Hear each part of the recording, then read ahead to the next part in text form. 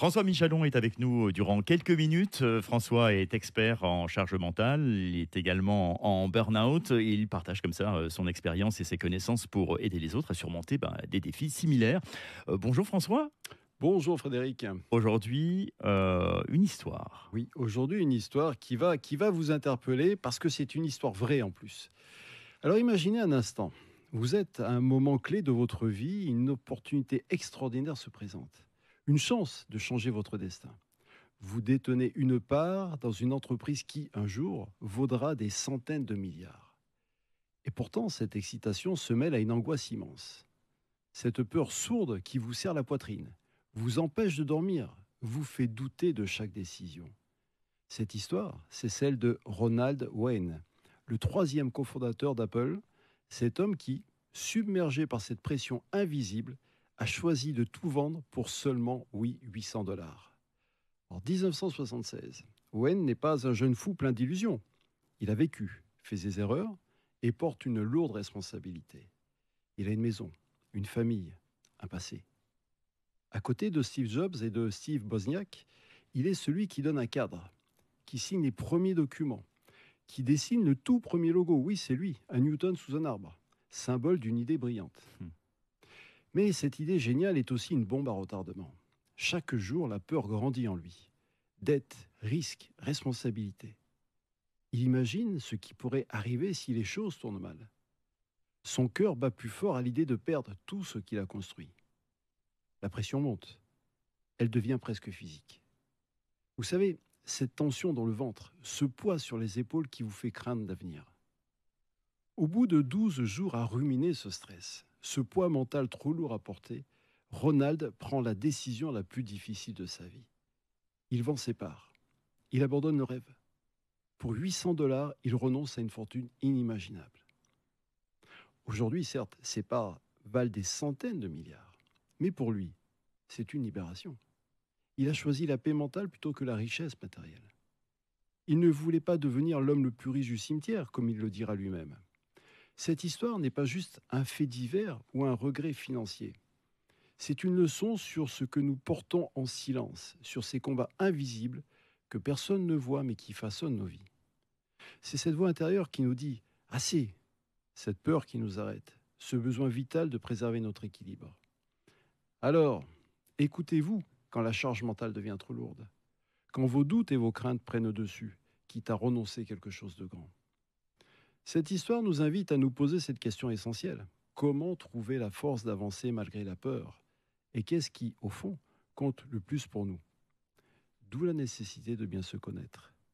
Richard, lui, a choisi de s'alléger. L'auriez-vous fait? Et si le vrai luxe aujourd'hui était d'avoir l'esprit libre? Bah oui, c'est Voilà, un choix aussi, hein. c'est un choix. On parlait de cette histoire il y a quelques minutes. En fait, finalement, c'est un choix parce qu'on sait pertinemment, intimement, physiquement même, puisqu'on a au bout d'un moment certaines douleurs, enfin certaines contrariétés, Oui, François, euh, le choix est important. oui, Donc, à un moment donné, il va bien falloir le prendre, le choix. oui. Alors, En le parlant de choix, charge mentale, hein. oui, le choix veut dire l'art de savoir décider. Le choix veut dire également de savoir lire les signes qui arrivent pour la charge mentale. Parce que les signes sont épuisement, manque de sommeil, changement de nourriture, changement de comportement. Donc tout ça, ce sont des signes à prendre en compte. Et c'est à chacun de soi de se connaître et dire, oula, qu'est-ce que je prends? Est-ce que je continue dans cette voie-là ou est-ce que je change? Mais il est important de décider, parce qu'on en reparlera, le pouvoir de décider, la décision est capitale. Je pourrais vous reparler une prochaine fois de l'âne du Buritan, parce que magnifique. Donc oui, apprenez à vous connaître, apprenez à repérer tous les signaux qui fait que peut-être le matin vous vous levez, j'en peux plus, je suis fatigué.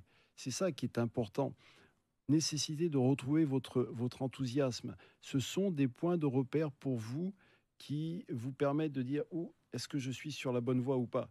Là, dans ce cas-là, il a choisi, il a dit bon, C'est ça, c'est un véritable choix. c'est un véritable choix. Bien sûr qu'aujourd'hui, on se dit mais il est fou, il a perdu des milliards. Oui, mais quelque part, comme il a dit, il y en a plein dans les cimetières qui sont riches, mais à quoi bon? Donc, c'est un choix.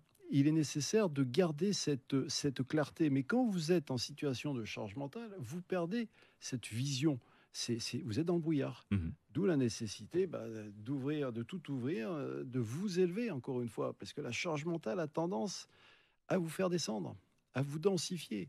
Et je le dis très souvent, prenez de la hauteur, non pas du recul, parce qu'on dit oui, mais il faut prendre du recul. Oui, mais prendre du recul, non. Pour moi, je conseille de prendre de la hauteur. On est ici à sixième ou septième étage, la vue est différente que si on est au rez-de-chaussée ou au sous-sol. Bien sûr, Ben belle voilà. image. Il y a le déni aussi, hein, Ah ben oui, ben oui, oui. et le déni fait tout. Ah ben le déni fait tout ou ne fait rien, c'est-à-dire bloque tout. Parce que le nombre de personnes qui sont en situation justement de charge mentale, de burn-out, on va leur expliquer, regarde, il y a ça. Non, non, non, tout va bien. Et on justifie. Oui, mais mon collègue de travail, il est pareil, mon PDG, il est pareil, Tata Georgette est pareil. On arrive à tout justifier. Faites attention parce que le déni est très fort. Et on le retrouve pour cela, mais on le retrouve également dans d'autres soucis, bien sûr.